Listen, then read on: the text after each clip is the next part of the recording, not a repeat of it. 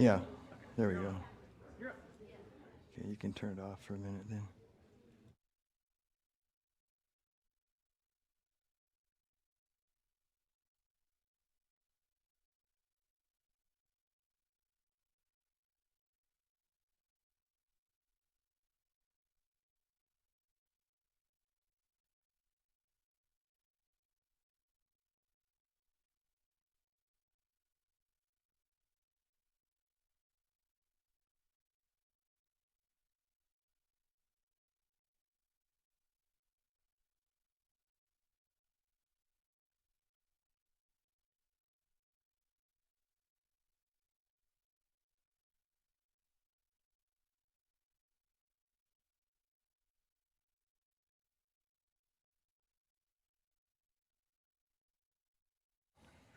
Am I on?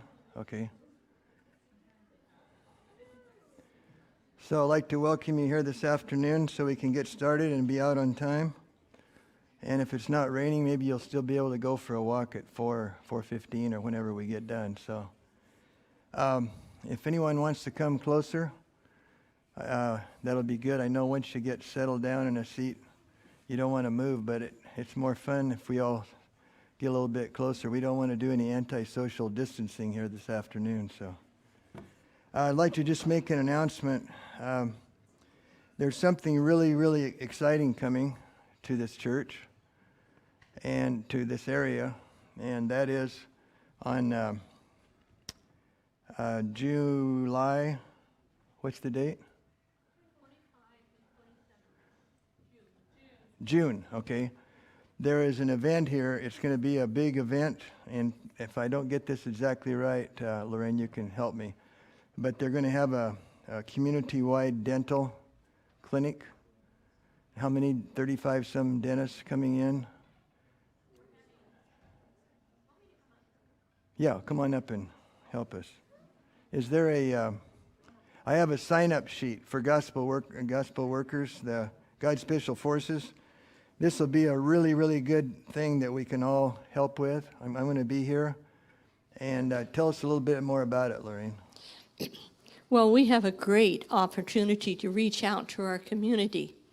We're planning this dental clinic. We're going to have approximately 15 dentists downstairs and about 5 dental hygienists. Is it okay? And we're going to be able to service about 20 people from the community per hour with free dental work. Now, what an opportunity. So you can see it's going to be very crowded. And in addition to that, while this is going on, outside on the lawn, we're having the 8 Laws of Health Expo for people to go through. Now, not all of the guest helpers of dentists are even Adventists. A few of them won't be. Few of the dental hygienists won't be. So not only are we have opportunity to show God's love, how we conduct ourselves with the community, but even some of the people we're working with. We want this to be an outreach that shows people that we love them. And we need each of you that are willing. You don't have to be a dental expert. In fact, there's some young people that are even going to train to be dental assistant. And I understand, before you finish, you will become quite have good skills in this. It starts a little slow and then it picks up speed. But we need everyone, and we have a sign-up sheet for anyone that can come and help us on those 2 days. Now, we not only need the young people, we need every willing person, regardless of your age. We have a place for you. And we're going to have like a missionary adventure where we're going to have all these people coming from the community. So we're going to sign up this sheet, and this is especially for the Health Expo. Now, we'll have other sheets, but that's what this is. Thank you, Lorraine. Thank you. So this is going to be a really good opportunity. And we'll have to make a special deal that if you sign up and show up for this, Did I get it right? we'll give you extra consideration on your final exam for God's Special Forces, okay? I won't tell you what percentage, but it'll be a good percentage, a good motivation that we all need to get behind it. This is what it's all about, right? There's many different ways to do, pardon? Is that a Thursday or a Friday? Friday and Sunday, okay. And I understand there'll be different opportunities, what to do. And some of you might be receptionists. Some might be actually helping the people when they faint to come back to life again. So just be sure and sign up. I think I'll just leave this on the front seat here. But be sure and do that. And if there's some people that come in before we're done today, we'll make another announcement at the end so they'll make sure and sign up. So just as a show right now, how many might be willing to do this? There you go. Okay? I'm going to be here too, so let's all support this. Yeah. People that you meet, or how do we invite people, and how do they get on the schedule? Okay, that's a good question, Lorraine. First of all, we're soon going to have a flyer out where they can call and register. We are going to be advertising several ways, and one of the ways that each one of you can help, if you know people, we'll give you the flyer. We want you to put it on your Facebook, so we reach the community. We want to help them. Personal invitation is always the best. And dental is really a big deal right now. It costs a lot to have dental insurance, so most people don't have dental insurance. And it's not cheap to go to the dentist. And if you have just a filling or something, but if you're going to have anything more than that, it's going to be a lot of money. So this is an opportunity to witness. It's really good. Yeah. We also need volunteers. We need you to pray. We also need your donation. It's not costing the church extreme amount, very little. But I estimate that we're going to do $50,000 to $75,000 worth of free dental work Where's that going to be located? downstairs. Down here. Okay. Good. All right. So before we get started, I also want to make another announcement. Remember a while back, I mentioned that there was this little booklet.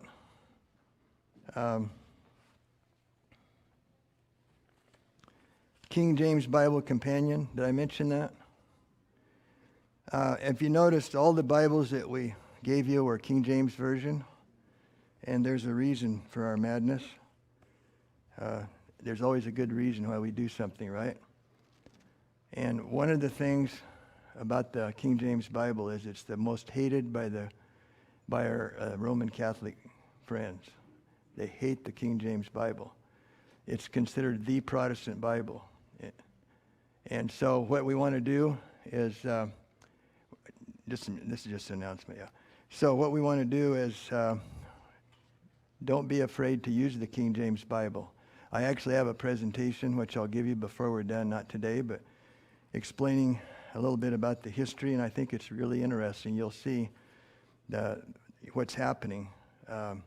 Right now, they're actually they have interfaith Bibles for Catholics and Protestants. And all of our main doctrines are being watered down to where you can't present our doctrines for instance, the non-inspired version, the NIV. I call it the HIV version. This version is almost impossible to give our message in that. And so there's a really interesting history, and I have a whole presentation which I can give you. But anyway, there's some people say, well, I don't like the King James because it's got these hard words in there. And it's got the doth and hath and thee and thou and all this. Well, if you study the history of the King James Bible, like I have done, I wrote a book about it actually. When that Bible came out in 1611, the King James, they had not been using those kind of languages for 350 years before that.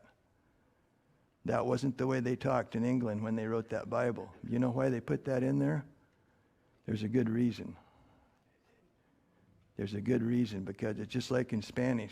When you say you, it can be if you're a close friend or if you're just you don't know the person, you say usted. But if it's a close friend or family, it's tú, ti and tú, you know. In the same way, in the English, they wrote this for a purpose, and in my presentation, you'll get to see that. But anyway, so there's a few words. So it's written at the 6th grade level. Almost all the modern versions are written at the 7th and 8th and 9th grade levels. That's why it's so easy for young people to memorize the King James, because it says shorter. You can say in a shorter period of time what the modern versions take a lot longer to say. And that's why it's the easiest to memorize. And that's one of the reasons why people aren't memorizing the Bible anymore, is because it's too hard to memorize when there's so many different versions. You don't even know which one you should memorize. So there are a few words that are a little bit hard. And so this is a little King James companion. It goes inside of your pocket Bible. Over 600 archaic words are defined. So you just stick this in. I'm going to give you each one today. And no cost, my cost, not your cost. And this is a really good little help. It doesn't have all the archaic words, but it has the main ones. And so if you come across a word that you don't understand, just look it up and then make a little note in the margin. Next time you see it, you'll already know what it is. And pretty soon, none of those words are going to bother you, because you'll have them memorized. There's not that many. There's only about 200 that are really common and that are archaic. And the other thing is, the English language has deteriorated severely in the last 100 years even. Nothing but slang now. And internet, with email and Twitter and all these things, people are just doing all kinds of they're butchering the English language terrible. And so a lot of people, they have a hard time understanding anything unless it's pretty much deteriorated English. Incidentally, I heard the other day, you know why that they're not teaching much cursive in the schools anymore today in this country? Cursive writing. You know why? Pardon? Yeah. Do you know that the Constitution of the United States is written in cursive? And some people really don't want everybody to be reading it because it's archaic, and they're trying to do away with a lot of it and amend it and everything. So it's a good idea to learn cursive, but that's just a little aside. So if I can have a couple people help me, and we'll pass these out. Maybe you can do this side, and I'll give some for the other side. I think I have enough for everybody. Just put this right inside the flyleaf of your Bible, and I think you'll find it really helpful.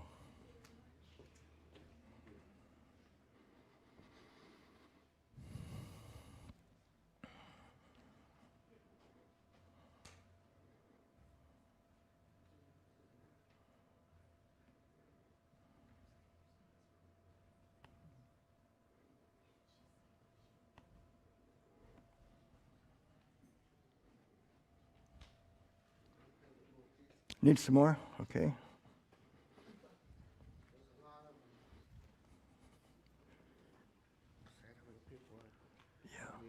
Yeah. Don't forget, tomorrow it's going to be really good.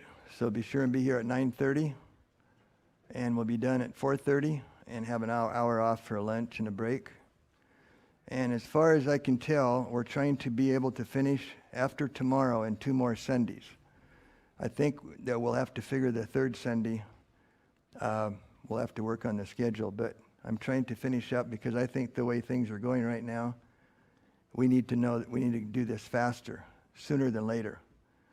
My son just showed me a video of what's happening in Canada. Does anyone know what's happening in Canada right now? They're completely locked down.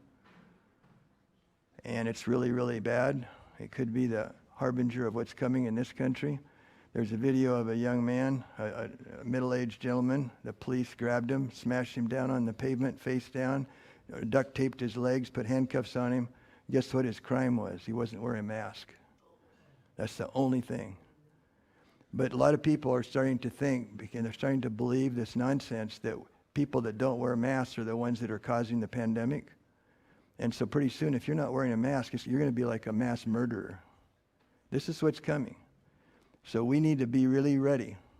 And so that's why we're going to try to finish up tomorrow and then 2 more Sundays after that. And we got some real good stuff to do. And so I like it on Sunday because we can cover so much more material, because instead of staying late Saturday night, we can get more material.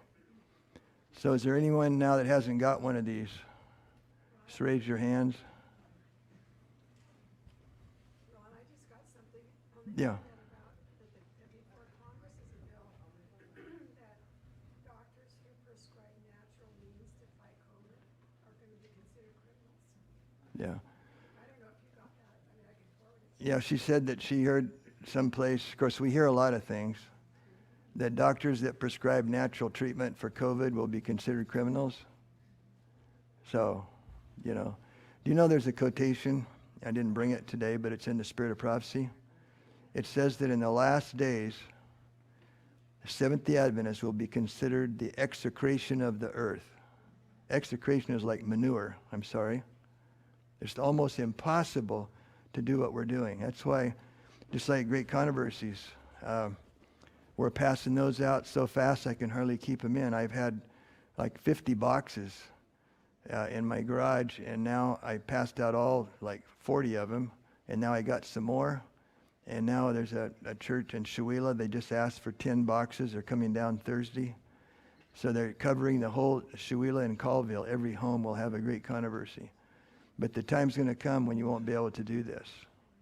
And so now is the time. It's not the time for fun and games anymore. I'm sorry. I mean, there was a time in my life, and not just because I'm getting older, but there was a time when that's all I thought about. On Sabbath, what are we going to do tonight? Where are we going to go? Are we going to go to the motorcycle races? Are we going to go to the rodeo? Are we going to the hockey game? We're going to go roller skating. And it's just a mentality. But we Adventist young people, we need to get out of this mentality right now. We're in the last days. And so that's what God's special forces are. So let's, those that can, let's kneel, and then we'll get started.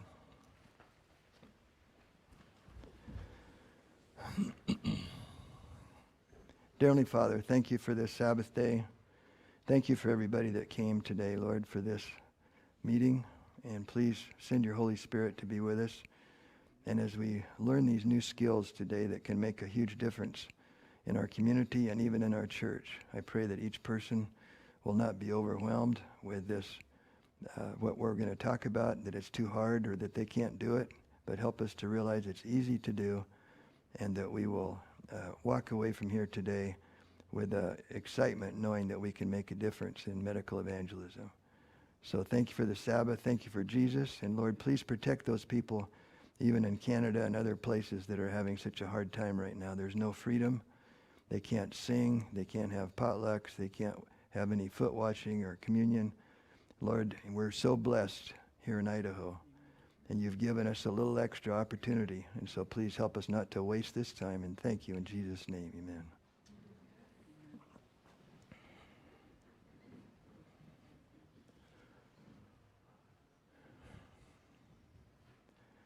So how many methods are there for doing medical evangelism? How many? So why are we trying to do so many different methods? I heard recently there was a study in the Adventist Church that we spend 80% of all of our money on evangelism on people that have already heard it. In other words, our Methodist friends, our Baptist friends, and people that already know about Jesus.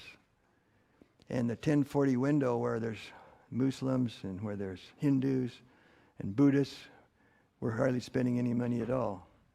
And so there's a saying, Elder J. Gallimore, who used to teach a class on becoming a minister, lay Bible minister, which I took in Oregon. He said, why should anyone hear the gospel 3 times until everybody's heard it at least once? And I like that. We need to focus on people that don't know about Jesus. Pastor Joe this morning in Spirit Lake, he said he's holding some evangelistic meetings, and last night There were some people there sitting on the front row, and they just started reading the Bible. They never read the Bible before in their whole life, and they're in 1 Samuel already in the first 3 weeks. We're dumbed down. I don't mean that in a derogatory sense, but we don't study it like we should. Even in the Adventist church, I think we need to really get back to the Word of God. So the only method is to reach people by mingling with them as one who desired their good. And mingling doesn't mean to go to their parties and carouse with them and stay up late with them in their worldly pleasures. But it means to be friends with them, find out what they need, find out and become friends with them, get to know them personally. And so and then after we do that, we try to help with their needs, and that's where God's Special Forces comes in. And then we say, follow me, follow Jesus. We need to, first of all, a lot of people, they tend to immediately start witnessing to somebody about the Sabbath, about the state of the dead, about the spirit of prophecy, about Mrs. White, about not baptizing babies, about not eating pork, things that are what we would consider testing truths. It's better not to start off with testing truths. That time will come, and God will. Now, if they specifically ask you about that, then we need to find out, are they just curious or are they really studying it out? If they're just curious, you can always ask them, why? They say, well, how come you guys don't eat pork? Well, you can say, well, that's an interesting question. I'm interested. Why do you ask that? Oh, I was just curious. Well, if they're just curious, that's not the time to give them a Bible study. You're just wasting your time. But if they say, well, I've been studying it. I've been reading in Leviticus, and it seems like there was a ceremonial law, and is that still in effect today, and stuff like that. Then you can go ahead and explain to them, but always with Jesus in the center, right? So we need to be very sensitive. And if somebody their mom just died or their grandma just died, and they think she's up in heaven singing with the angels, that's not the time to tell them that their mother or their grandmother's in the grave and the worms are going to eat her body and she's going to turn to dust. But when Jesus comes, she'll be resurrected. That's not the right time to do that. In other words, we have to be sensitive. And that's why it says with respect, with fear. With meekness and fear, we have to witness to people and put ourselves in their position. That doesn't mean we have to water the truth down, but we have to just be careful and say it at the right time and in the right situation. Some people won't even act like they appreciate what you do for them. You might go to somebody's house and they're not feeling good, and they say, could you check me? And you find out their blood pressure is sky high, and you say you need to get to the hospital, you need to quit eating so much salt, and you need to back off on the caffeine and on the alcohol, and you need to see your doctor about a blood pressure problem, and then you save their life from having a stroke, and they might never ever thank you for it. You might not ever have a thankfulness or not. But that doesn't mean we just stop doing it. How many people, the lepers, came back and thanked Jesus for saving them from something that kept them out of society? 90% of them didn't even come back and thank him. I think that story is in there for a reason. So when that happens to us, happened to Jesus, people always aren't going to come up and say, oh, thank you so much for helping me so I didn't have a stroke. The doctor said, if you hadn't have told me that, I'd be dead, maybe. If somebody comes in with a blood pressure of 200 over 140, that's emergency time, and we need to be aware of those things, but don't expect them to always be thankful. Our mission is to treat people as Jesus would treat them. This will break down barriers of misunderstanding. I'm sure all of you that have given Bible studies know that there are a lot of misunderstandings about Adventists. Some of them. Many evangelicals think that Adventists don't believe that Jesus was born of a virgin. Many of them believe that about Adventists. Most people think that Adventists think they're better than everybody else because they're keeping the Jewish Sabbath, as they call it. Many of them think that it's okay to eat unclean meats, and that was part of the ceremonial law, and so we're crazy because we don't want to do that. And on and on. And they think we're earning our way to heaven by being legalistic. Remember, the definition of legalism is doing the right thing for the wrong reasons. But if you're doing the right thing for the right reasons, that's not legalism, is it? And remember, nonverbal communication is about 70% of our communication. You can tell people you love them, but if you have a scowl on your face and your body demeanor is such that they know you don't really care about them, you're just trying to win them to your church so you can get some brownie points with the pastor or with God, people can tell right away. Even horses can tell if you know what you're doing around them. I used to train horses a lot, and I love horses. And a horse can tell immediately if you're afraid of them. If you're not afraid of them, you can walk behind them, you can lift up their feet and everything else. They can tell right away. If you walk up and give your hand to them, let them smell you, then they trust you, and the way you act around them. The same with people. They know, they can tell if you really care about them or not. And so we have to be, our nonverbal communication is really important. Whenever appropriate, try to pray with the person that you're helping for any reason, no matter what it is. Short, earnest, heartfelt prayers are best. And when I was at Walla Walla City Church, our attendance went down a little bit, and so the elders, there's 12 elders, and we had a meeting. The pastor said, we got to figure out how we can get more people to come to church. And so went around, and each elder was supposed to say what they thought might help. And one elder says, well, I think if we had volleyball on Monday nights, we could bring a lot of guys to come over and play volleyball. And when they play volleyball with us, then they might get interested in our church. And somebody else says, well, yeah, and I think we should have a softball league. And we could have a team from the Adventist church in the softball league, and we could witness to all these guys, that drink beer and play softball, and we could win more than they are and show them that by not drinking beer, maybe we could witness to them. And I went around the circle, and they said, well, if we had a sewing class for the ladies and all this. And finally it came my turn, and they said, so what do you think? And I said, well, I hesitate to say, no, what do you think? And I said, well, this church hasn't had a prayer meeting for the last 3 years on Wednesday nights. What if we had a prayer meeting, an old-fashioned prayer meeting? I said, I think, my dad, you know what he told me? My dad was a pastor, a missionary. He said the prayer meeting is the barometer of the church. If there's one or two people coming to prayer meeting, that church is dying. If the prayer meeting has a lot of people, that means it's vibrant. And so I said, what if we started that? And he said, yeah, let's do it. You can be in charge. Will you be in charge? And I said, that's not what I'm saying. I just said, what if? They said, well, will you do it? I said, well, with one condition. What's that? If you guys would help me. If you would support it, attend, and help me. I said, we'll do it. So for 3.5 years, I had prayer meeting. The pastor very seldom came. Only one of the elders came. But we had about 35 people, and it was wonderful. We had a lot of things. And so when I was doing research for this prayer meetings that we were having, the pastor invited me out for breakfast, and we talked about prayer meeting. And I came across a quotation in Ellen White, and she said, maybe you've read this. Do you know what a prayer meeting killer is? She says there are prayer meeting killers. That's exact words. If you just go to Google it on the CD-ROM, put prayer meeting killer. It'll come right up. Prayer meeting killer is somebody that doesn't pray at home but has big, long, flowery prayers at prayer meeting. Prays on and on, the missionaries and the colporteurs and the birds and the bees and everything, on and on and on and on and on. And she said our prayers should be short and fervent and earnest and heartfelt. Because when somebody goes on and drones on and on like that in their prayers, it kills the prayer meeting. Pretty soon people don't want to come. I thought that was interesting. Prayer meeting killers. So we don't want to be a prayer meeting killer or any other kind of a prayer killer.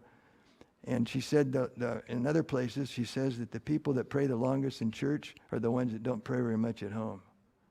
That's a scary one. So there might be a time for a long prayer, but we have to be really, really remember some of these quotations. So claim a Bible promise for the person in your prayer. Smile, be friendly, but professional. Man and woman team is best for obvious reasons.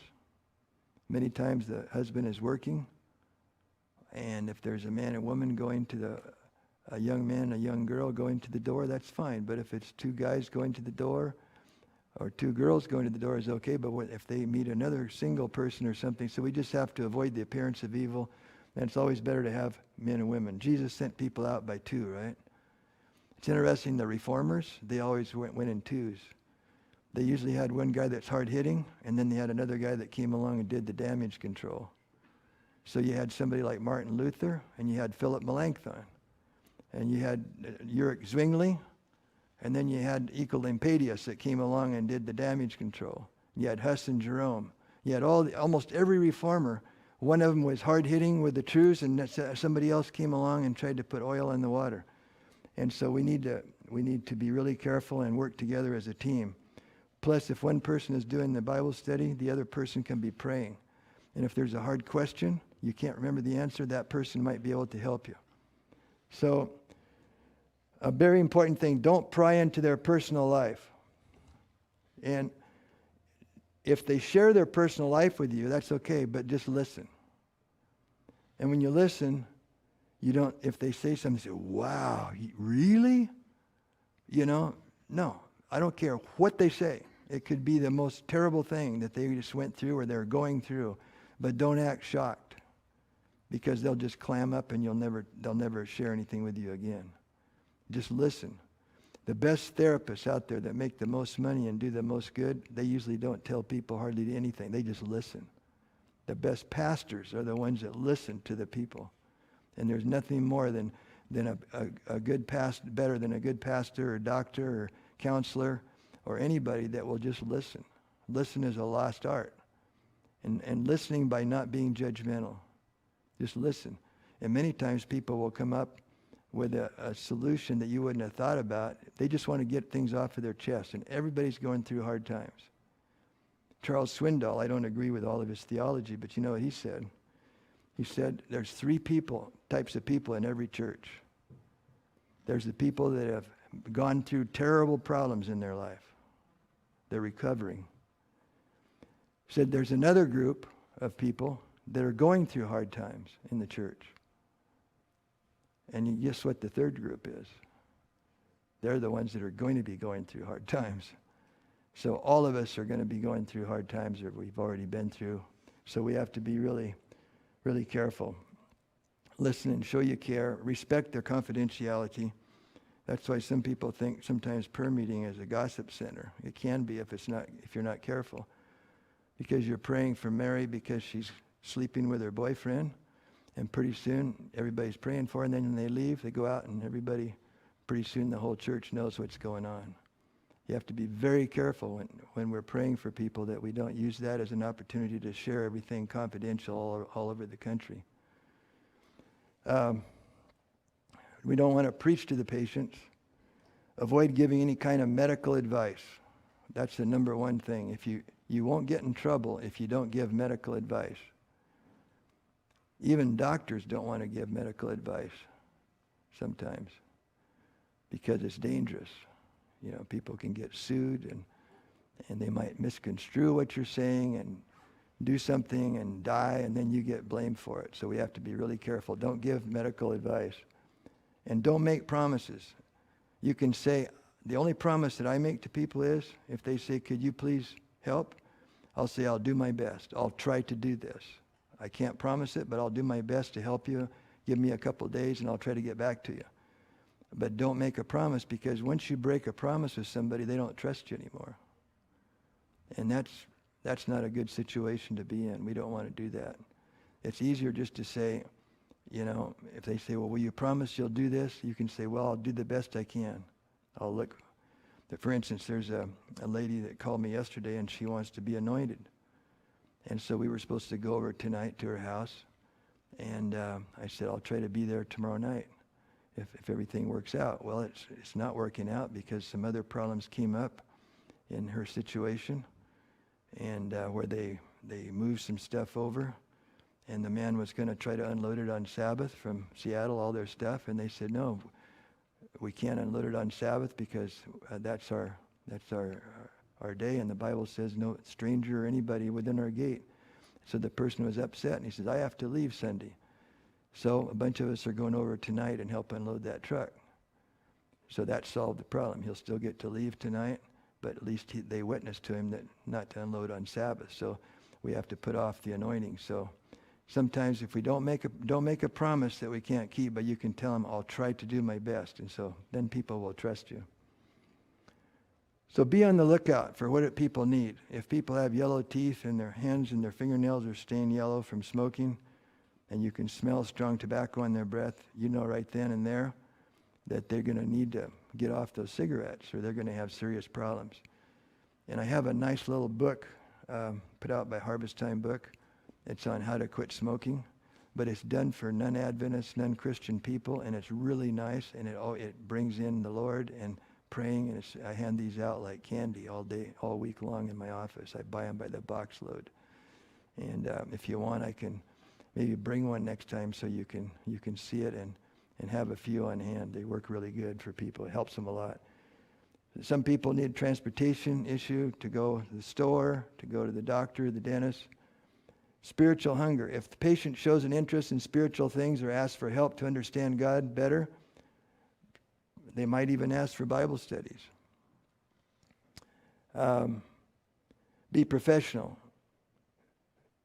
If you went to get on the airplane and you're just boarding and the door is open to the pilot and the co-pilot, and you see somebody in there, they both have their jeans and a t-shirt on, are you going to want to fly with that airplane? And the stewardess comes around with shorts on and a Hawaiian t-shirt? No, they dress professionally for a reason, because people trust you more. When even car salesmen, the blue loyalty suit sells cars. There's books written, Dress for Success, where they say even a car salesman, it's really interesting. They're selling cars. They don't tell you that the engine is blown and that it's out of alignment and everything else. The tires are bald. But if they have a blue loyalty suit on, you're going to trust them more. And they know that. And so we don't want to fake people out by dressing nice, but it's still good to be professional, right? The way we act, don't share intimate details about your personal life with anybody. When you're given a Bible study, one temptation is when somebody says, well, this is what happened to me, and the next thing comes in your mind, well, yeah, that happened to me, and then, and next thing you know, you're sharing personal, intimate information with somebody. That's not a cool thing to do when you're given Bible studies. That doesn't work. Don't act or look surprised, whatever the patient tells you. I already said that. Constantly pray for the leading of the Holy Spirit. Follow Bible examples and counsel. And remember, we're the only Bible that some people will ever look at. They'll never pick up a Bible, but they will look at you and judge the Bible by how you appear to them. So, applying what we've learned so far in God's Special Forces, I want to apply is to put to use for some practical purpose, to employ diligently with close attention what we've learned. Remember something important, one must use it frequently and repeatedly. When I teach medical students, for instance, how to do a lumbar puncture, first, this works for anything you're teaching somebody. You show them how to do it, then you help them do it, and then you have them do it by themselves with your supervision, and then they go and teach somebody else how to do it, and then you never forget. That's the way, it's the same way the Bible study. Work with an experienced person first, and then let them take the lead and you back them up, and then they do it by themselves with you just helping them, and then they go and show somebody else how to do it. So this is the way learning works all throughout education. It works that way. The more often you do something difficult or different, the easier it gets. Just like a piece of music. And I used to teach music lessons in our studio in Walla Walla, and if you're going to learn a hard piece of music, you go to the hardest part of the music first, and you work on that, and the rest of it's easy. In school, I learned a lesson when I was studying for pre-med, and that is, if you study all the easy classes first, by midnight, you still haven't studied your calculus or whatever other hard class you have. By then you're tired. But if you knock that out first while you're fresh, then do the easy ones later. And it's the same way when you're doing something hard, is apply it. And the more often you do it, the easier it gets. So, a basic understanding of medical evangelism. I hope you've got that so far. We've already covered hydrotherapy. Tomorrow we're going to cover massage therapy, among other things. How to use the Abundant Life PowerPoint presentations, which is what we're going to do right now. And you're going to actually I'm going to have people come up and practice it in front of everybody. And if anyone laughs, they'll be next. So don't worry, it's going to be fun. Another thing is know when to use natural methods and when not to use natural methods. And we'll probably cover that tomorrow. There are some times when somebody has a serious condition, and if you miss that, they can die. And so, for instance, just an example, somebody comes in and says, the lady says, my 55-year-old husband has really bad back pain. Could you come and give a massage? Now that you've learned how to do a massage and hot pack. So you go over there, you ask them a few questions. You take their blood pressure.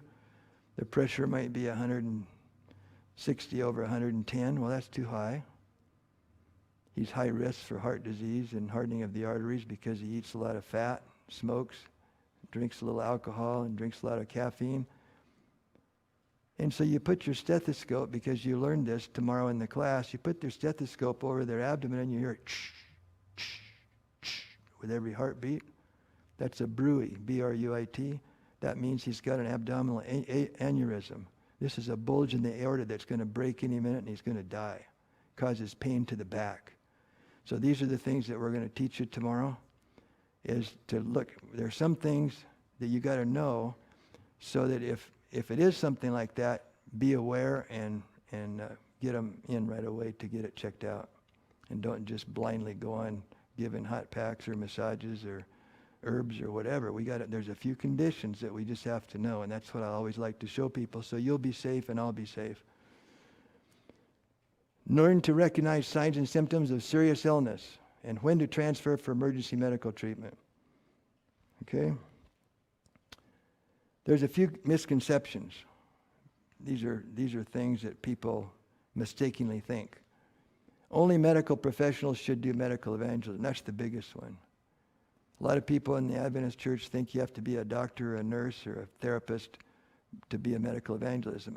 What I found, and this is no derogatory against the medical professionals, they're some of the hardest ones to train, because many of them are only depending on themselves and what they think they've learned. And you put them out in a difficult situation in Sudan or in Nicaragua or in Haiti, and they're out of their element. They don't know what to do. And they don't have an operating crew. They don't have an ultrasound. They don't have an MRI and a CT scan to fall back on. That's when you have to use your kidneys right up here. There's a joke about that, but anyway. You have to be able to use your head, right? And so this is what we have to understand, that you don't have to be a medical professional, because you're depending on the Lord, and He will help you and guide you, and if you just apply the principles that we've been trying to teach. Another thing is, it takes many months of training before you can do medical evangelism. All over the world, we train in 5 days. And in 5 days, people can make a huge difference with people.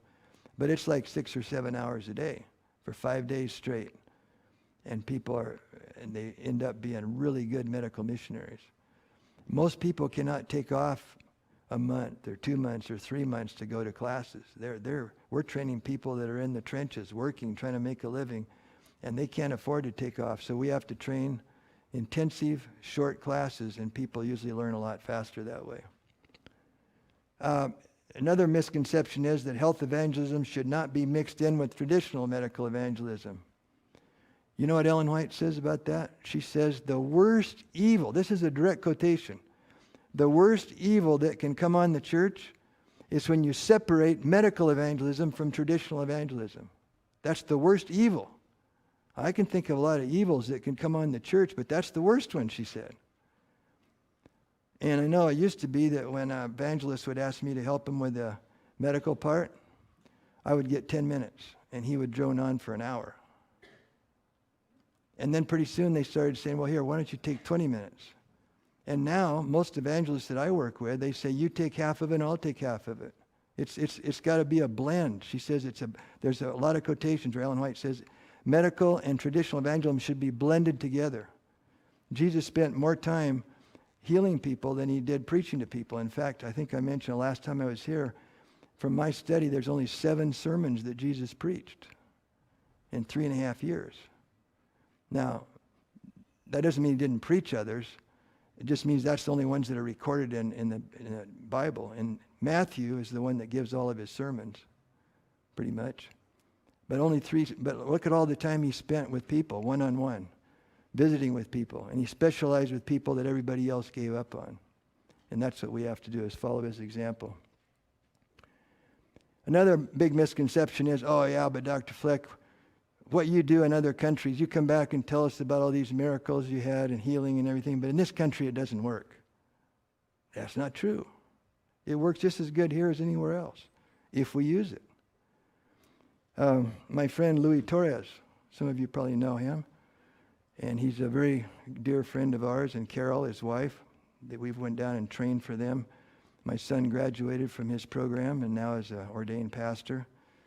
When they had their training in South Dakota, now they're down in Southern Oregon. But he went to England, and he went to the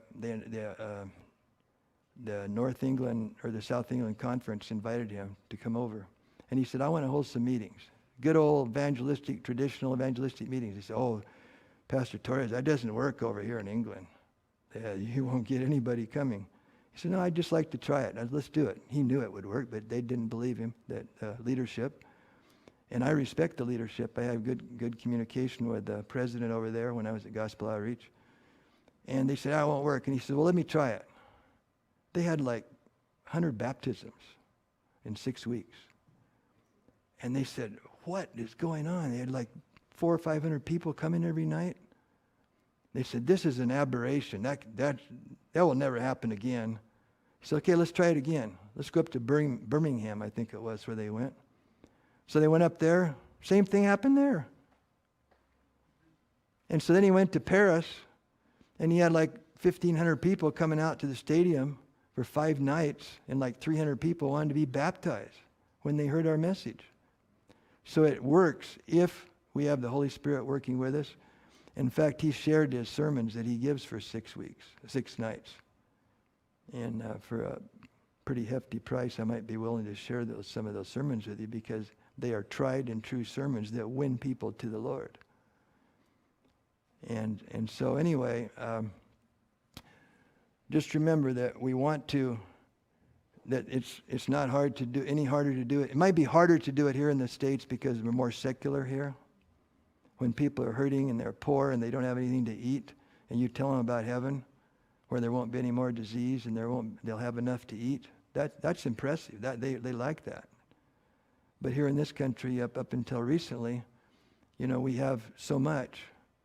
When I was in China one time, I might have shared this with you one other time, but when I was in China, this lady came up. She was about 93 years old. We were meeting in a secret church up in the 3rd floor of a downtown apartment building, and where they were whispering instead of singing out loud, because it was underground church. And afterward, this lady came up and she introduced herself. She walked all the way up the fire escape all by herself, 93 years old. She walked like 10 blocks to get there. And she said she used to be the scrub nurse for Dr. Harry Miller, who was with a China surgeon, very famous surgeon. And when we got done, it was so nice to meet her, and she was such an inspiration. And she said, before we left, she said, Dr. Fleck, I want to tell you something. We're really praying for you in the States. We're praying that you will have persecution. We're really seriously praying that you will have persecution like what we've had in China, because then the Lord's work can be finished a lot faster. And first I thought she was joking. She wasn't joking at all. What she's been through, the church in China was an institutional church. Almost all before Chairman Mao took over in October of 1948, the Adventist church in China was, everybody was either a teacher, they were a pastor, or they were working in the health food industry. They were all hired. It was their job to be an Adventist. But when it came in to be persecution, only a few people stayed faithful to the Lord, and they're still faithful over there right now. including that lady. So just remember that we can do medical evangelism here, and we can, I know that they're having good success right now. Joe Reeves is having good success in Spokane. They had like 15 people there last night, non-Adventists, really interested, so we need to pray for them. And they have an upcoming one in Spirit Lake coming up I think in September. Important concepts. Health evangelism is not a program, but it's a what? Lifestyle. It's a way of living. It's not a program. It's the way we live. It can be adopted by every Seventh-day Adventist. We need to stay away from extremes or fanatical ideas. When I started this program in India, Elder Ron Watts was the president of the division over there, the Southeast Asia division. And we sat down and he says, tell me what you want to do over here with your program. Hi, Aaron. And so he said, tell me about your program, because we've had some bad experiences over here with Americans coming and doing evangelism in India. And so I said, well, we're going to do this. We're not going to be judgmental. We're going to preach Jesus. We're going to try to help people. He says, that's exactly what we need. You got my blessing, 100%. Let me tell you what happened recently, he said. And I won't name where they came from, but there's a fairly well-known medical institution here in the United States, Adventist, self-supporting or independent ministry. And I guess they call them a supporting ministry of the Adventist Church. And they came over there and they had like a long, it was 3 weeks or something, maybe 3 months, a long program of health evangelism in India. And they said it's wrong to eat oil. It's a sin to eat any sugar. It's a sin to eat any meat. And that's what they left. That was their main thrust. And after the missionaries went back to the States, Elder Watt says something interesting happened. 2 of the elders were walking down in the marketplace Sunday morning, and they saw their pastor. And over there they have little tables, out on the sidewalk where you can get something to eat. And so their pastor was over there having some breakfast. And so they said, well, let's go see what he's having to eat. See if he's following the blueprint. And so they kind of went over and they just kind of went as they went by. And they immediately called Elder Watts and they said, please replace our pastor. He says, why? He said, I thought he was a good pastor. Oh no, you know what we saw the other day? We were walking down the sidewalk and he was out there having breakfast, and we looked in his plate and he had 2 fish in there.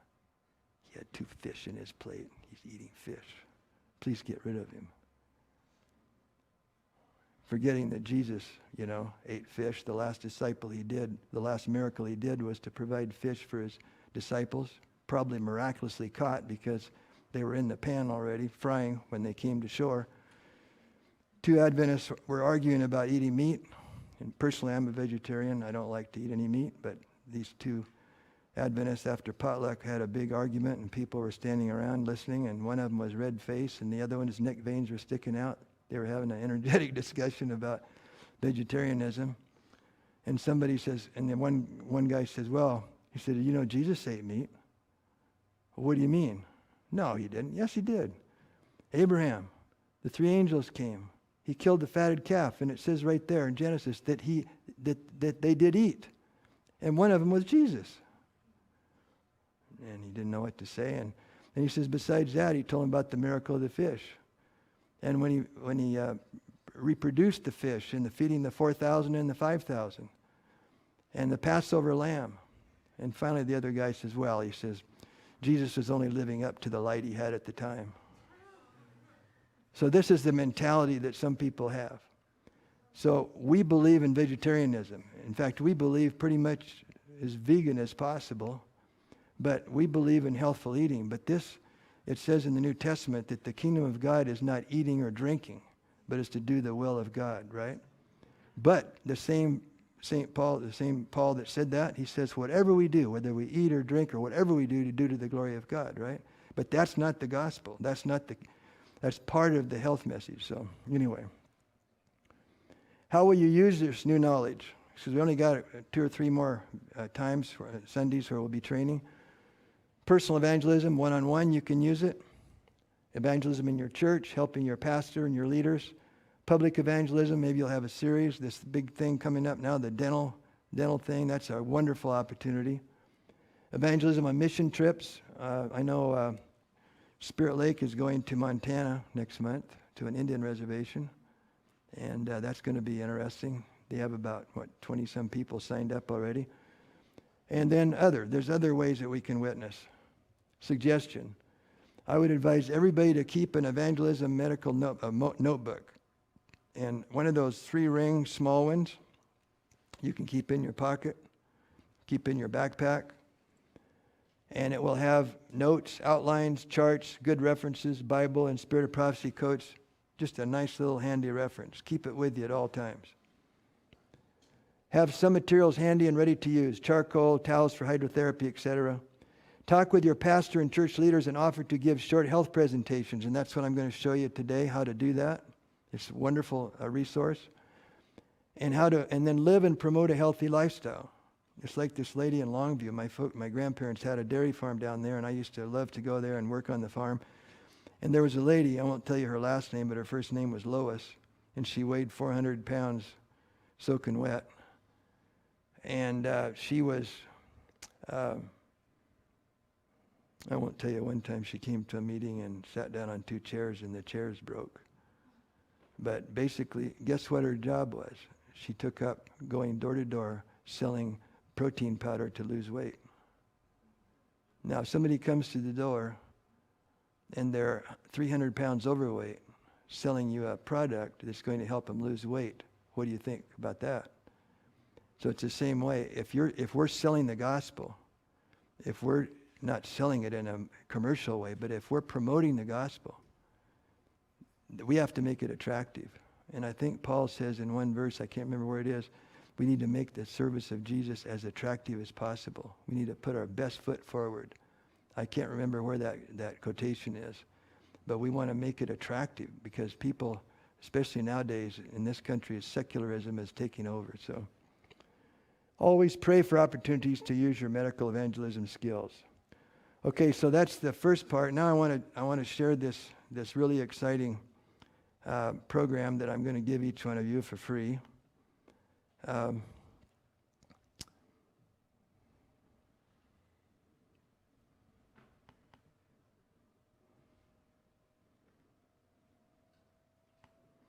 First of all, I'll just give you a couple little pointers, how it came about.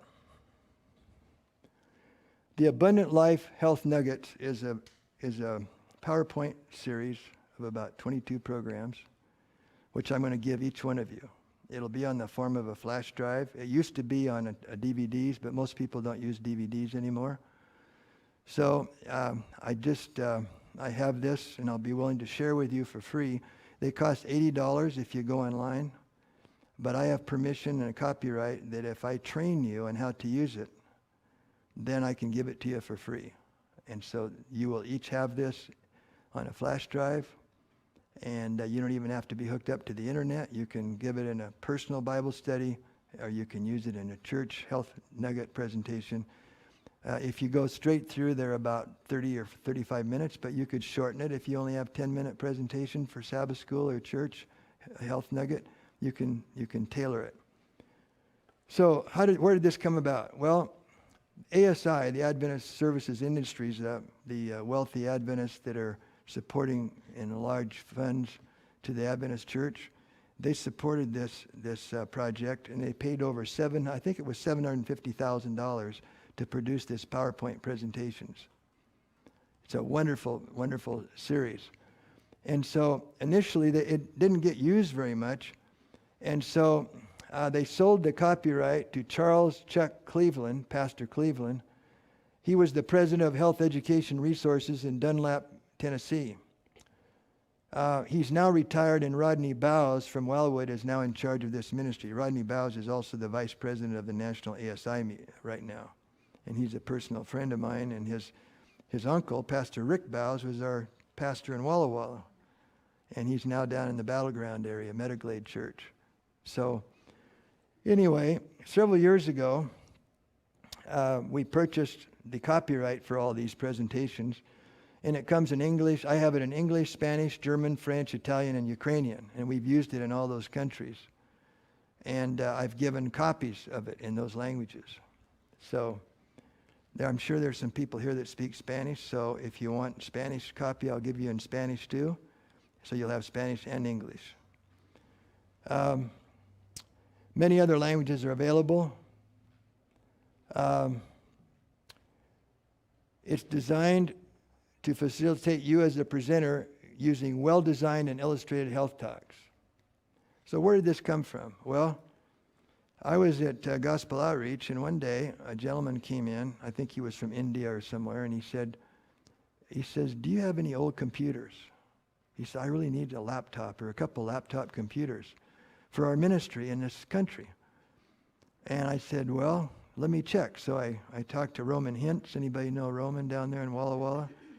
And he's done a lot of videos and stuff for Amazing Facts and some of the other organizations. He's really, really a good videographer. And he was in charge of our audiovisual at Gospel Outreach there in Walla Walla. And he says, let me look and see. I think we might have some back there. And Casey back there, Case Bolt, he said they went back and they found 2 computers. And I think they were probably the first laptops ever known to mankind. I mean, they hardly had any memory at all on them. But they were heavy and real thick. And they said, we're not using these. They're just sitting in the cabinet. They can have them. I said, give them away if you want. And I said, okay, well, let's give them those. And then I thought, I better check and just see if there's anything sensitive on there before we just give them the laptop. We'll clean it off, make sure they have PowerPoint, make sure they have Word, and then we'll let them have it. So I took it in, I started looking, and wow, I couldn't believe it. I came across this incredible PowerPoint series. And it has for village, so if you're in a village, it has all about dehydration, and it shows people, in the villages, and it tells how to take care of diarrhea and malaria and all these malnutrition, little children with their tummies sticking out, from worms and everything. And I thought, this is exactly what I need every time I go to these places in Central America and Africa. It's what I need. And then they have another series that's for Western. It's called the Village in Western. And Western is more sophisticated. So if you're going to give a class for a church where there's people educated, and there's college graduates and things like that, then we can use that one. And in every language, it has Village and Western, or the more sophisticated one, where it talks about cholesterol and HDL and LDL and all triglycerides, all that kind of stuff. People that those native, they don't want to know any about. They're starving. They don't have high cholesterol, So anyway, I was so excited, so I started using it all over the world. And I gave copies of it on my flash drive to many different people. And then I went to an ASI meeting, and I found out that Charles Cleveland owns that, and that he sells this. And I thought, oh, I've been dishonest. I've been using somebody else's copyrighted material for the last 3 years, and I didn't even know it. So I called him up, and I said, I'm sorry, I apologize. He said, oh, no. He says, that's fine. He said, what do you want to do? And I said, well, I'd like to have as many languages as possible. And I told him all those languages. And so he said, okay, I'll tell you what. I'll give you permission to use it in all those languages if you'll just pay $35 for each language. I said, well, done deal.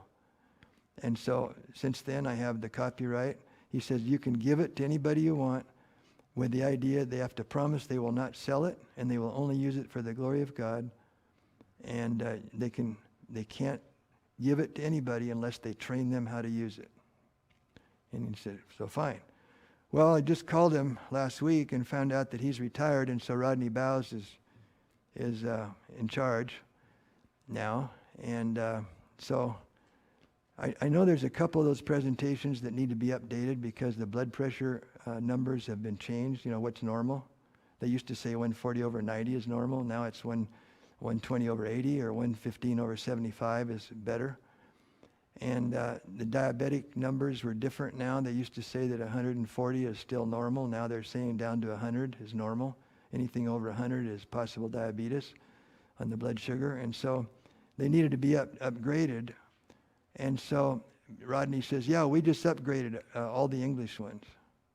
And I said, well, what's the chances that I could get a copy? He says, no problem, I'll send it to you, and you're going to get to see right now. I'll show you some that he just sent me. They're the upgraded ones. Beautiful. So I'm really happy to be able to share these with you. And the only bad thing that when they first came out, they have notes that go with each slide, but they didn't put the notes underneath the slide. They put them in a Word document. Or in the case of if it's if it's not PowerPoint, if it's in PC, Microsoft, then it's in a page document or whatever. And so you'd have to copy and paste from the Word document under each slide. And you do that for 22 slides. I did that for Spanish and English both. But now he said, no, we already did it. Now we corrected that problem. All the slides have the notes right underneath. Another thing that's really cool about these slides are that they're PowerPoint, but you can edit them if you want. So let's say you're given a presentation at an evangelistic meeting on high blood pressure, and a prominent person in the community just died of a stroke because of high blood pressure, and you want to put that, all you have to do is you can stick that slide right in there. There's a way that you can hide slides, just like in PowerPoint presentation. So it comes in PowerPoint, and it also comes in the Microsoft version. Most places in the other parts of the world, they don't use Apple very much. So I like to use PowerPoint rather than the Apple version because people want to have a copy, and it's easier to copy it. So it's designed for anybody to use. You don't have to be a medical professional.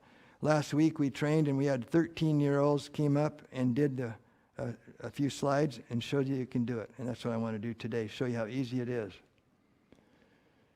You can open up the flash drive on your computer, and you will see Village Health or Western Health. And if you click on it, it'll give you PDFs. You don't have to worry about all this because the notes are already on there.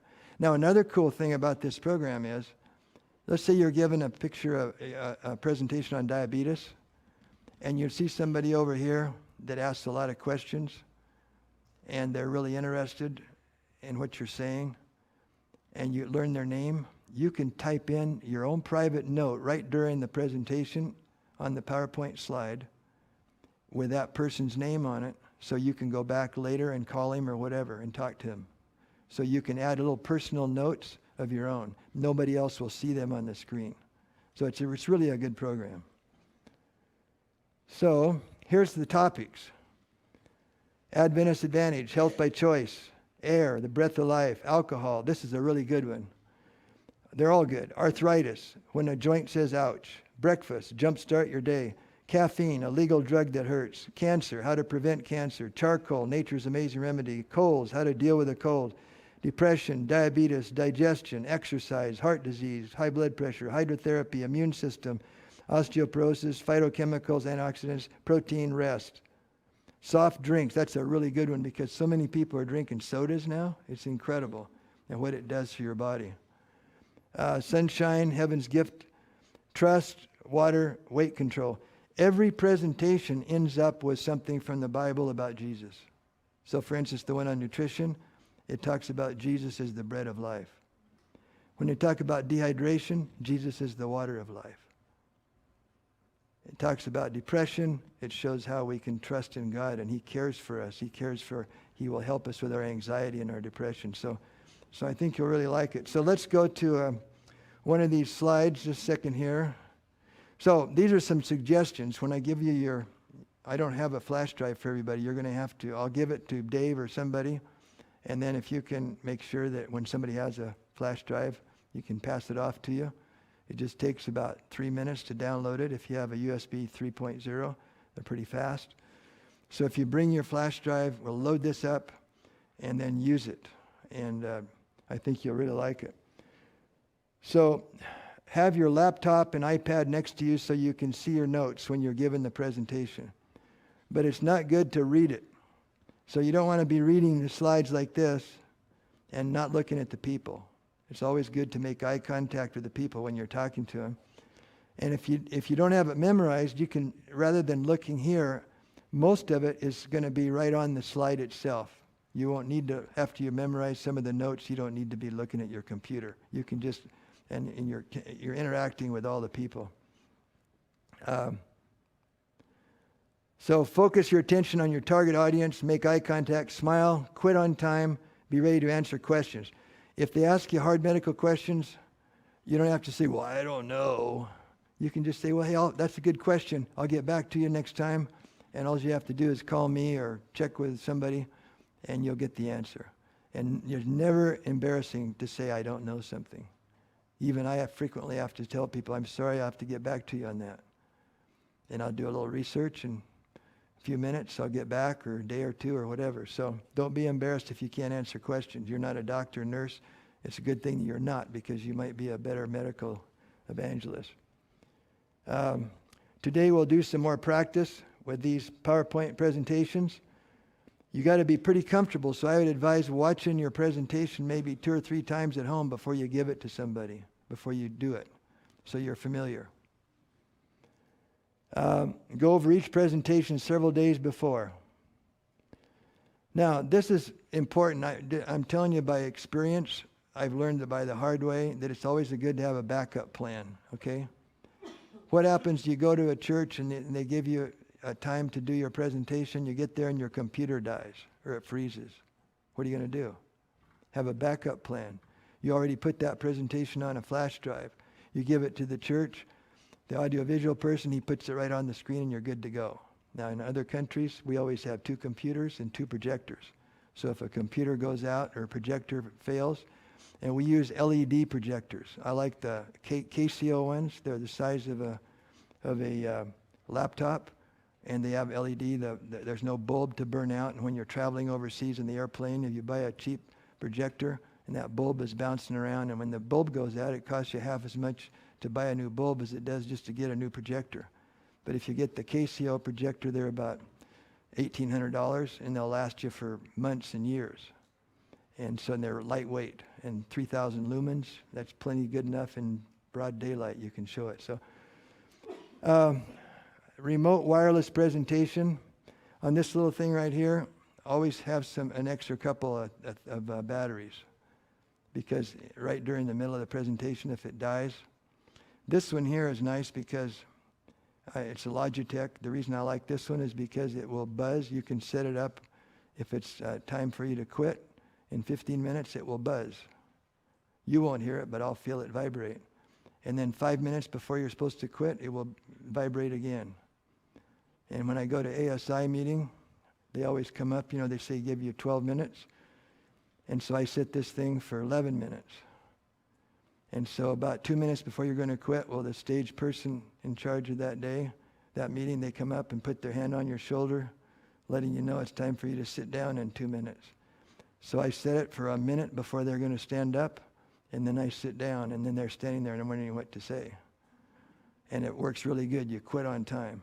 And when you only got 10 or 12 minutes, every minute has to count. So this is a nice little one, and you can, I can tell you where you can get it. Another thing is you need a charging cord and a small surge protector. In other countries, they use different types of electricity. So when you're in Europe, when you're in Africa, when you're in different parts of the world, usually the pastor there or the conference will give you the connectors that you need. They'll give you a surge protector that will work for there. And so you don't have to be taking one for every country. But you can go to Staples or someplace like that and buy all your little conversion things for plug-ins. And it's nice to have all that stuff before you leave. Check with somebody before you go. Projector and cord. Now, we don't always take a screen, so we just use a sheet. I take a queen-size sheet, double it over, and I put grommets on 3 on each side and 1 in the middle and top and bottom. And that sheet will be a perfect screen wherever you are, and you can fold it up and put it in your suitcase. It doesn't take any room at all. So you just take some clothesline and a good sheet, a good quality sheet, and you got a perfect screen. So wherever you go, you'll have a nice screen. Always arrive at the church or an auditorium at least an hour early. There's nothing worse than walking in and everybody's ready and you have to fiddle around with all your stuff. Get there early. And the first thing you want to do is talk to the audiovisual person and say, here's my presentation. What mic do you want me to use? How do you want me to do this? Decide if you'll use your equipment or use the house equipment. Most churches now have pretty good projectors, and so you don't need to use your own projector. Make sure everything's working properly. Are you going to use a wireless mic? I particularly like this kind that just goes over your ears, but if sometimes you only have a handheld, and worse than that, you might just have to stand in front of a mic. Be prepared for something to go wrong because it always will. We went to Haiti. Their electricity over there is worthless. It almost always goes off in the middle of something. And we were training 80 young Haitian students on this type of stuff. And we burned out the generator when the lights went out. The generator gave up in about a half hour. They went and got another generator. It blew up in about an hour. And we finally got the third one. And that lasted the rest of the week. In the meantime, I just took my computer. On each screen, I had the slide. And one of my helpers would take this. And they were all sitting in a big semicircle, all 80. And they would just take the projector, my computer, and show the slide, come all the way around, go to the next one, they go all the way around. You do what you have to do. But fortunately here, we don't have those kind of problems usually. Satan hates what you're doing in giving the gospel with medical evangelism, and things will occasionally not work. We've got to remain cool, calm, and collected.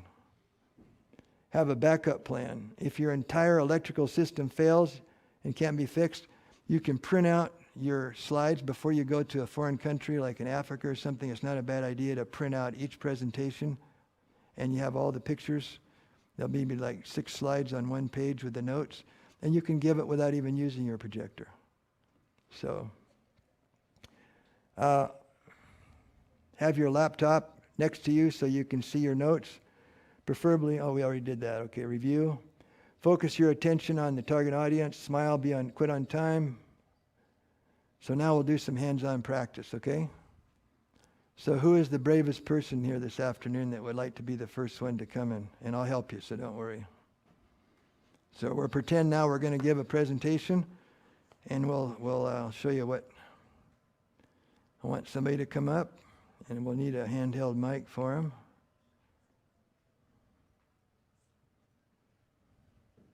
Don't all come at once. Okay, here are all the topics. Let's start with alcohol, okay?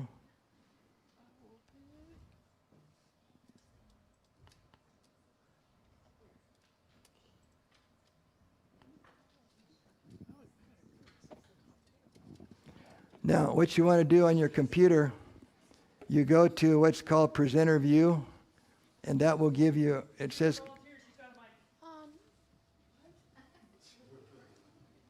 on presenter view, you will have your current slide on there, but you will also have the next slide ready to go. And it also will give you a time if you want it. It will time you, because it's easy to lose track of time. So are you going to be the first one? Okay, come on up, and thank you for being brave. Yes. So since she hasn't, maybe, have you ever seen these before? Okay. Does that disqualify me? No, she said, does it disqualify her the fact that she's already seen them? That's good because They're updated since then. they're updated, yeah. Especially the ones, yeah. Okay, so here is the note right here. Now the nice thing about the notes, if you want, you can make the slide smaller and the notes bigger. But you got to be careful because if there's a lot of notes, if you do that, some of them you might have to scroll down. So usually if you're fairly close to it, after you've done this a couple times on each presentation, you won't even need to look at this. You can just look at, because see, it says right there, number 1 enemy, okay? So now what we do is we say, my name is, I'm not a medical doctor or a medical nurse, a medical professional, but I've had some training in God's Special Forces, and I really like these slides, and I think you'll enjoy it this afternoon.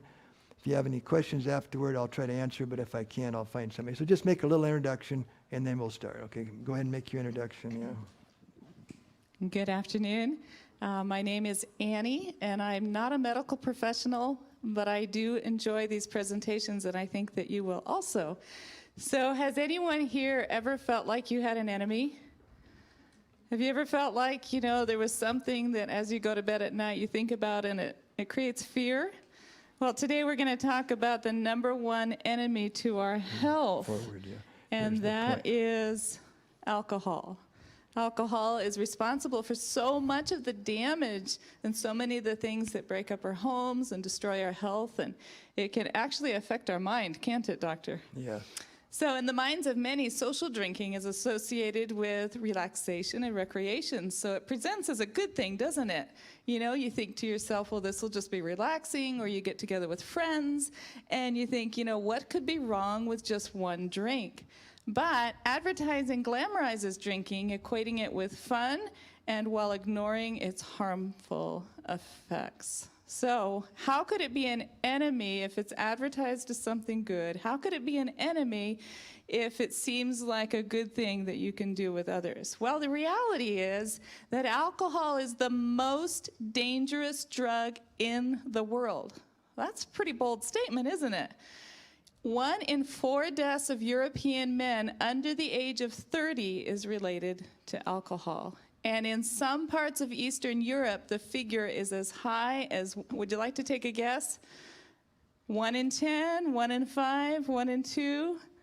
Anyone want to venture a guess? It is as high as 1 in 3. In the USA, it is the 3rd leading actual cause of death. I didn't actually realize that statistic was so high. Now that is exactly the way, if you can do it like that, I'll be thrilled, okay? That's beautiful. She made it personal. She was vibrant. She didn't try to just focus on the computer. She was making eye contact. She was interacting with everybody, right? Okay, who's going to be next? Don't be embarrassed. All right. Is this kind of exciting to know that you're going to have this armamentarium? I'm so thrilled to be able to give it to you.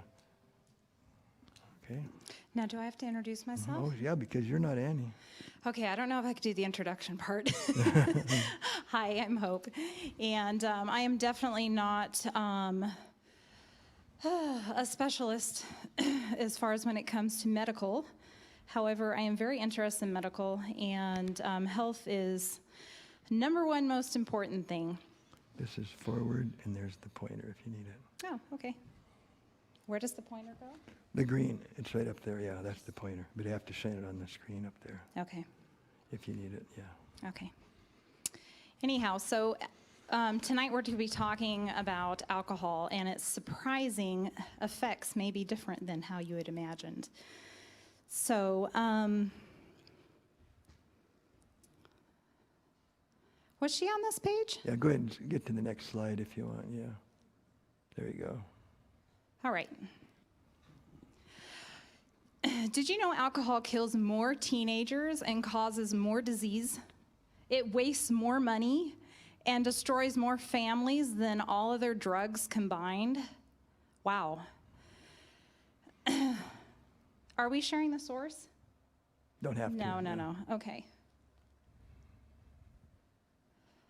Alcohol or drugs are involved in half of all fatal automobile accidents. Have any of you experienced or witnessed a fatal automobile accident? It's life-changing for those that are involved in it, but it also affects us when we witness it.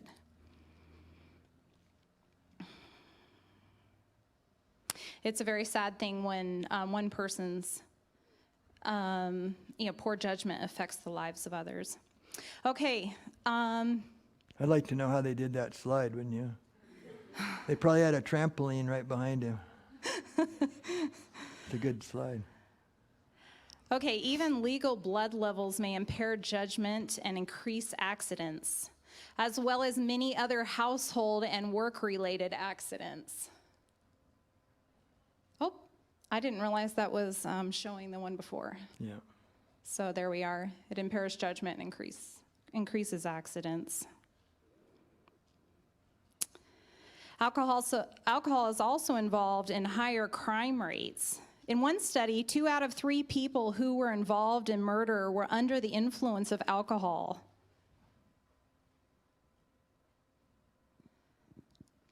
How does alcohol affect the body? Alcohol is a poison. It doesn't have to be digested to be absorbed, but enters directly into your bloodstream, affecting every cell of the body. It only takes about 20 minutes from the time of taking a drink until alcohol is in the bloodstream. Perfect. During those 20 minutes, it is already starting to cause trouble, acting as a strong irritant. Very good speaking voice. Isn't that great? She talked like she's been doing this for a long time. Thank you, Hope. Yeah, that was great. Let's go to a less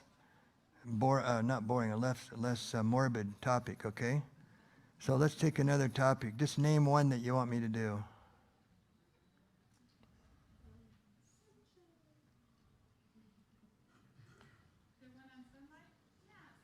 Okay, sunshine. It's down here. There we go. Who said that one?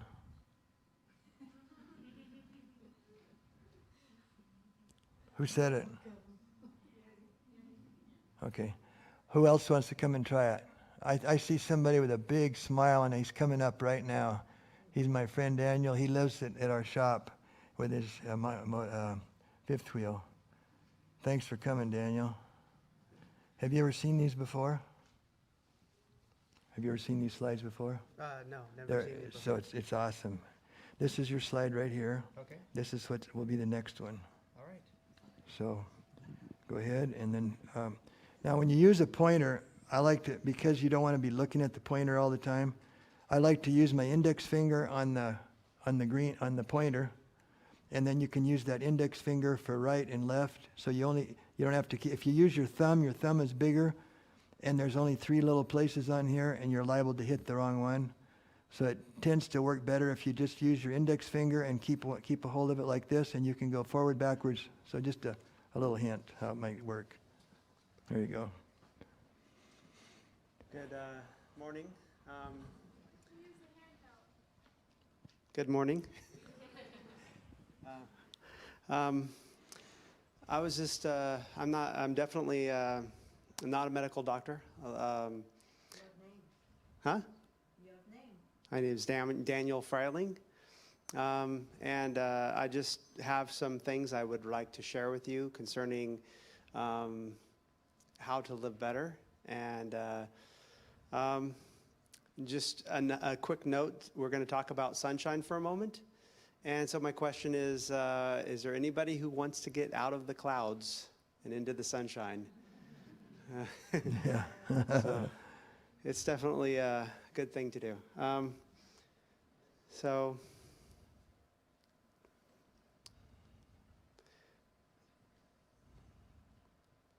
there's nothing written here. So, Right here. oh, okay. Okay, but how can anything as wonderful as sunshine be harmful to our health? Like almost everything in life, too much of a good thing can be a bad thing. In proper amount, sunlight is a great blessing besides warming our earth and making things grow. Sunlight's an efficient germ killer.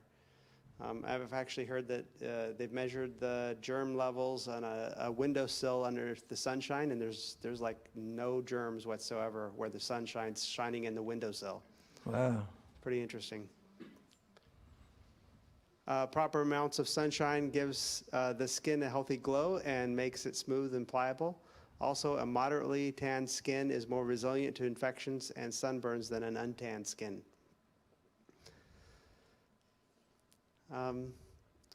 Sunlight lifts the spirits of most people, producing a cheerful sense of well-being combined with active exercise. Sunshine is an important aid in treating acute and chronic depression.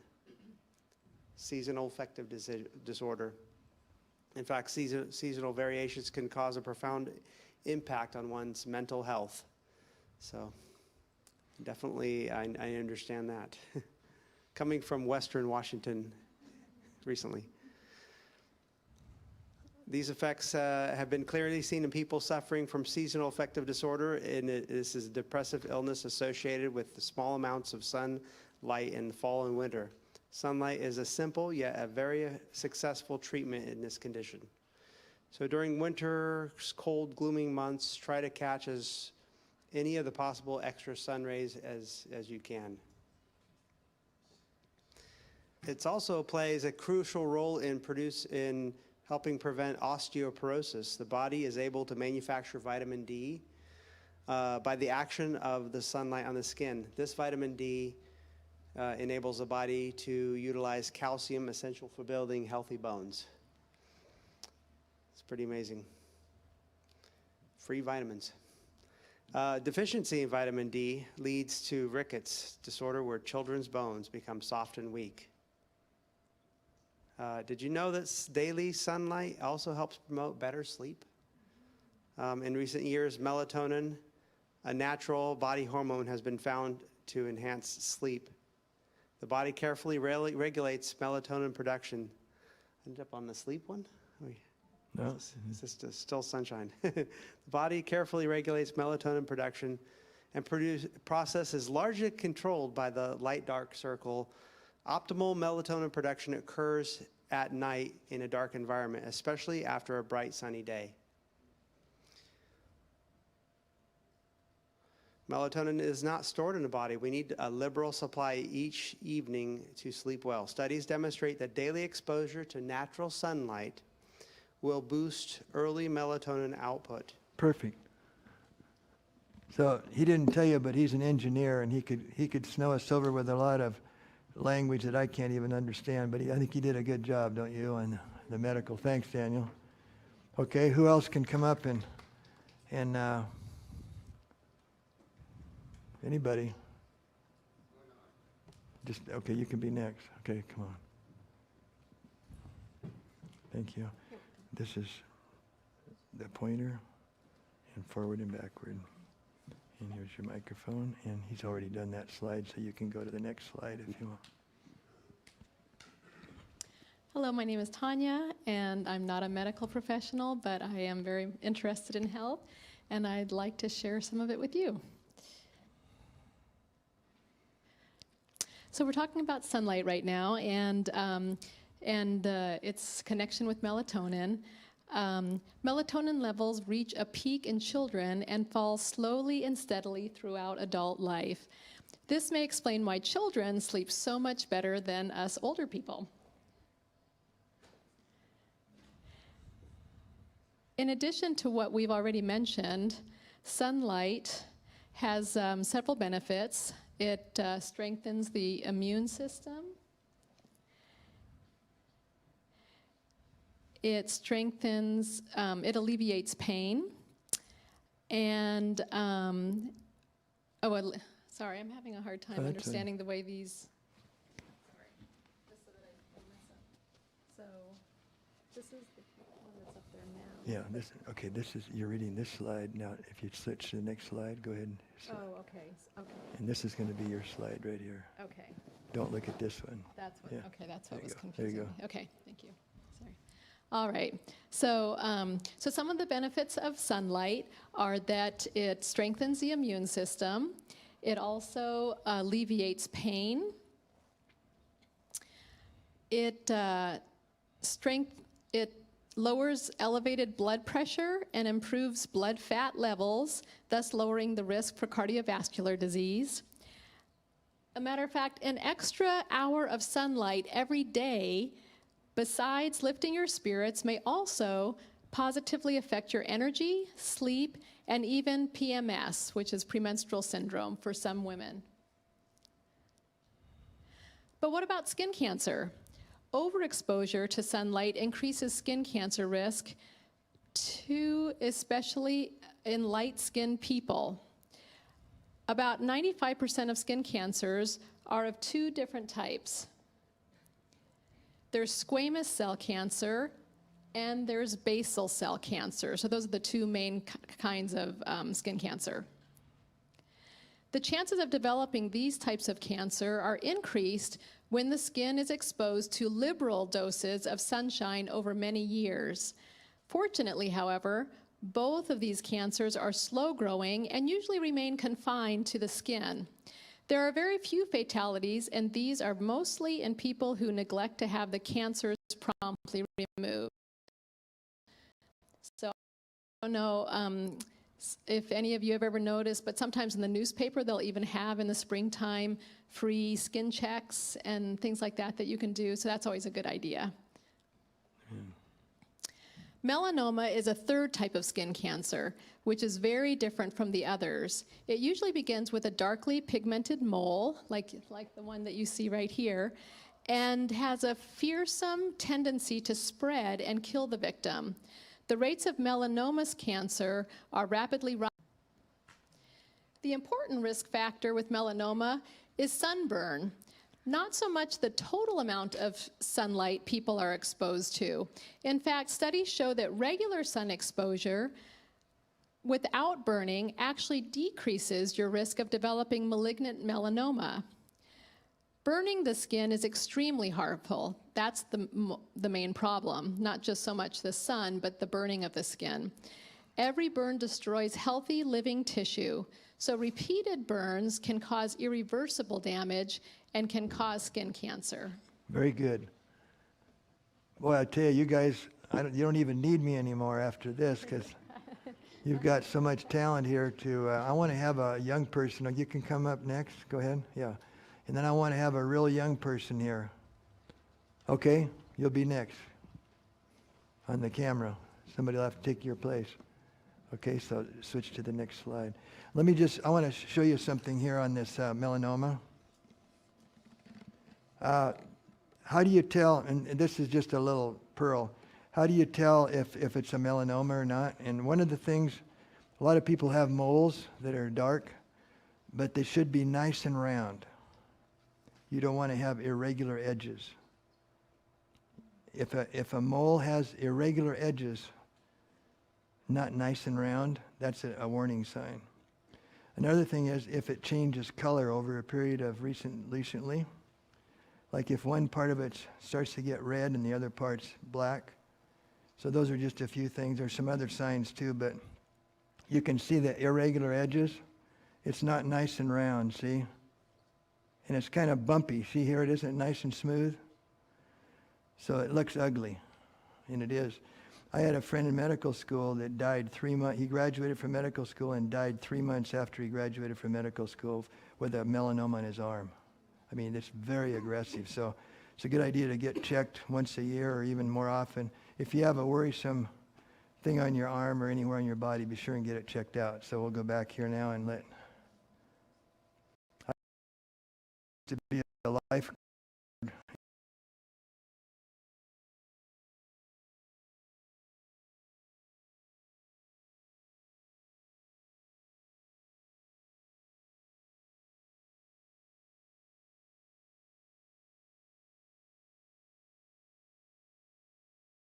Lathered up with baby oil, Johnson's baby oil, and we were just as brown as can be.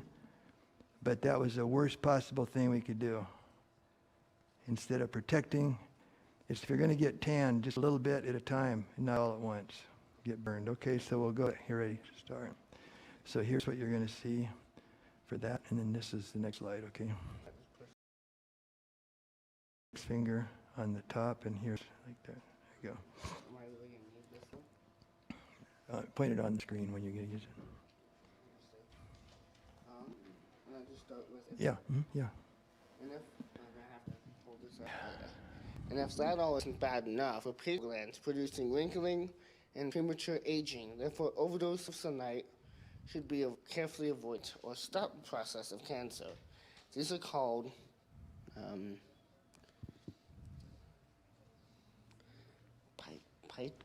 See, this is where you want to be sure and read it ahead of time. He didn't have that advantage, but you go over it ahead of time. Where are you? Phytochemicals.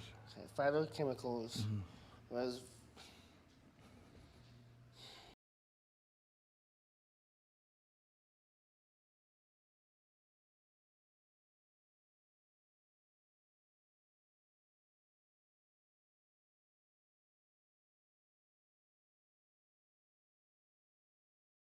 Yeah. resveratrol. Okay. Prevent us from many types of cancer. Vitamin C and E have been shown to offer significant protection against skin cancer in particular. And I see that part. Now just click it again. Okay, now. Oh, okay.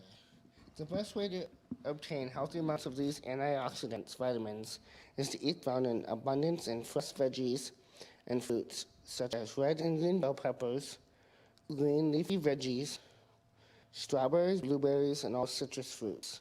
Some good sources of vitamin E include nuts and seeds, veggie oils, and leafy greens. Perfect. Now this is a good reason why you need to look at it ahead of time.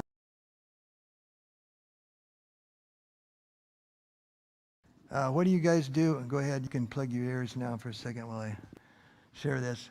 How many of you got a stimulus check for your income taxes? He has taken about $500 or $600 of that and setting up his backpack for God's Special Forces.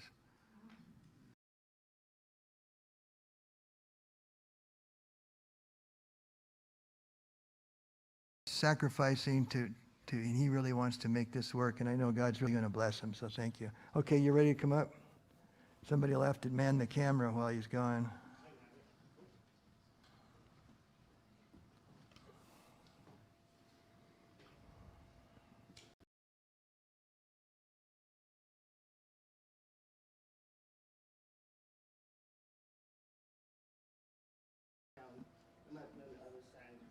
Okay, got it. Thank you. Okay, bud. You switch this to the next slide. Right.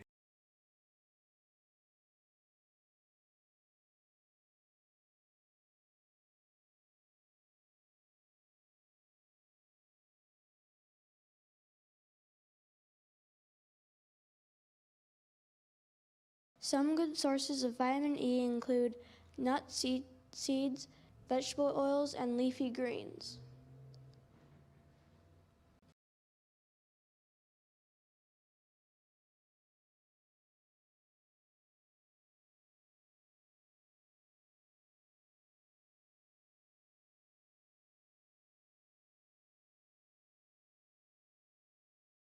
From natural foods. Not vitamins from a bottle. Some of these research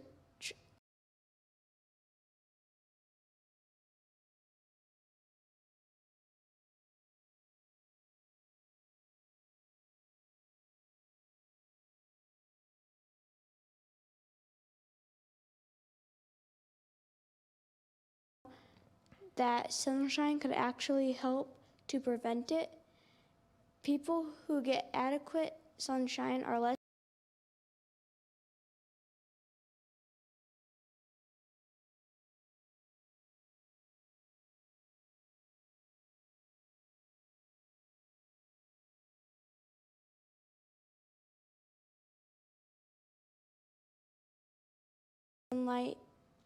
sunlight appear to surpass the growth of cancers already present. This includes certain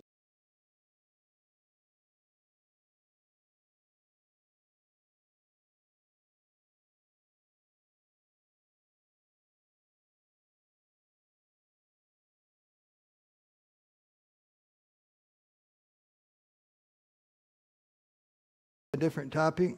See how much time we have left. I guess we ran out of time. So I just want to yeah.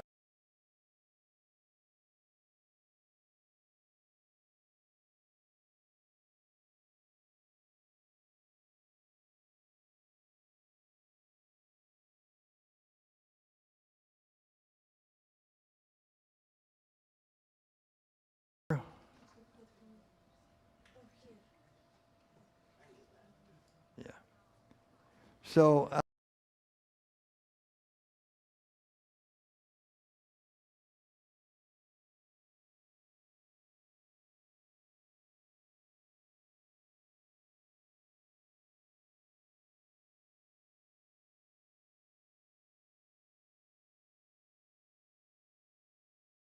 available that I will give you.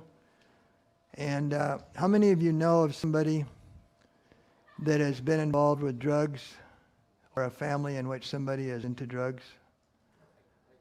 I used to teach this in Walla Walla at the community college and at Walla Walla University. And I made up a 4-program thing on drugs. And I'm willing to share that with all of you and on your flash drive with this. And I'll show it to you here. It's called Loosening the Grip. Just a second here.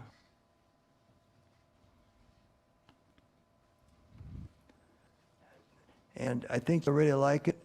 You could even advertise it as a drug. Here it is right here. Okay, check this out.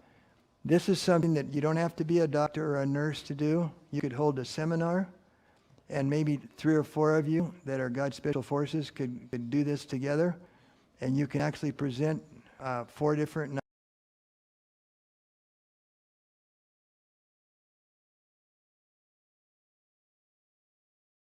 But I'll just start off and I'll show you what it looks like. This is the, so this would be the first one. They're called Loosening the Grip.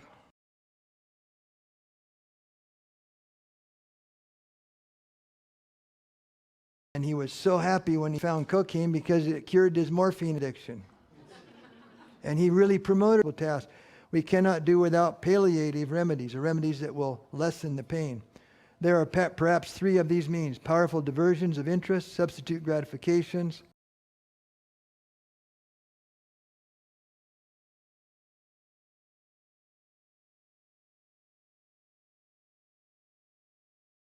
psychoactive drugs that affect your brain.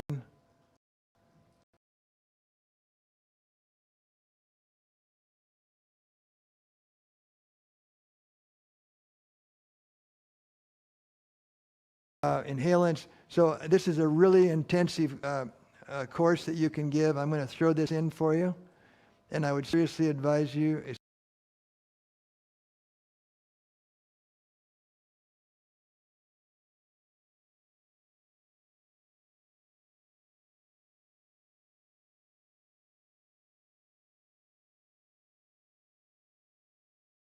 Called how to pronounce.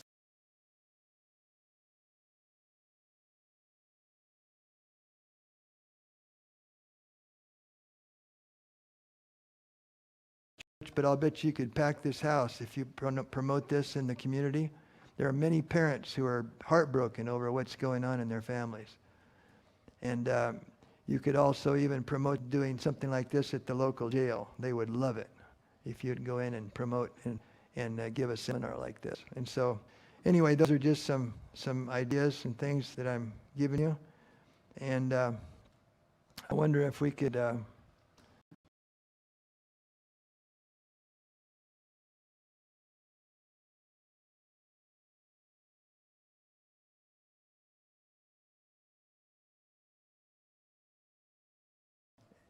a pianist? No, that's okay. We don't have much. Okay. Well, anyway, I promised you I would end up on time.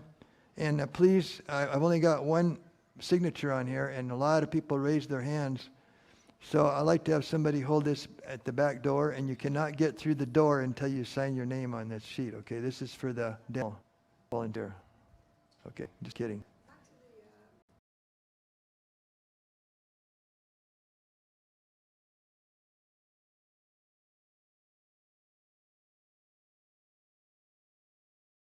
Make it available to anybody that wants it.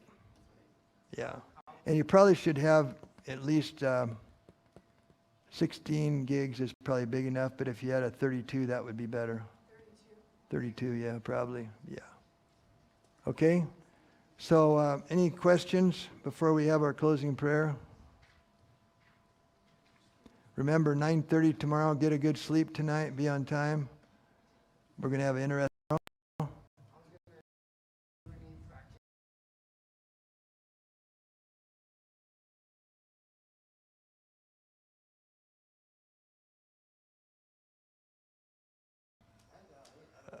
Okay, so also tomorrow there were some people that didn't get backpacks. I have them for you tomorrow. Is there anybody that didn't get a blood pressure cuff and a stethoscope? So 1, 2, so I'll bring some of those. Okay, and I have a list of all the people that were here last time that didn't get backpacks. There were 8 smalls or 8 35 millimeter liters and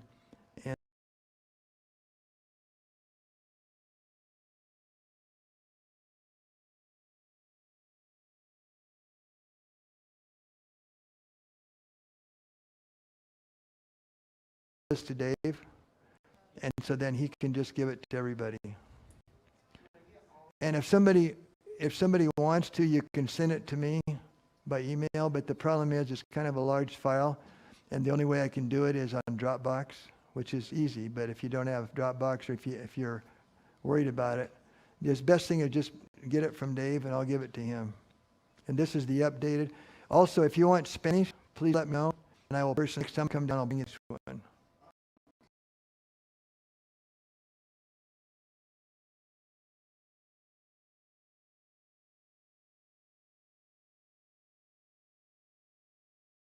Don't give the presentation until you've gone over it 2 or 3 times at home. No, I'm talking like everything you've taught so far. No, this is not everything we've taught so far. This is a whole separate series of health lectures. What we just saw this afternoon. Okay? So you learn a lot just by giving these presentations. Anybody else? Question? Yeah.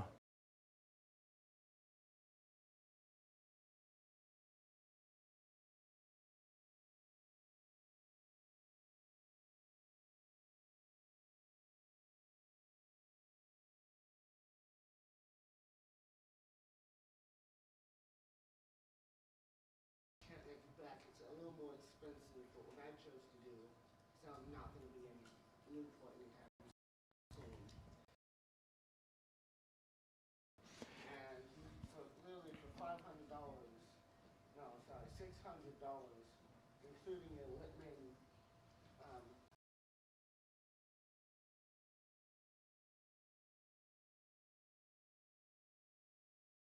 You to go there, he's got some good stuff. So so we'll have that list for you. Another thing I want to do is make a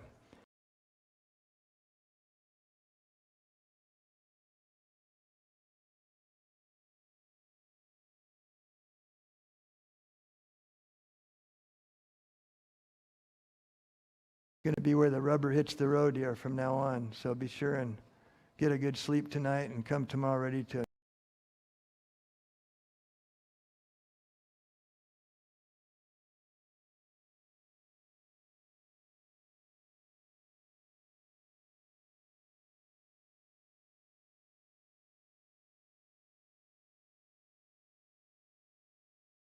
be sure and sign your name on this before you go. It's really important. She'll have it, Lorraine will have it by the back door.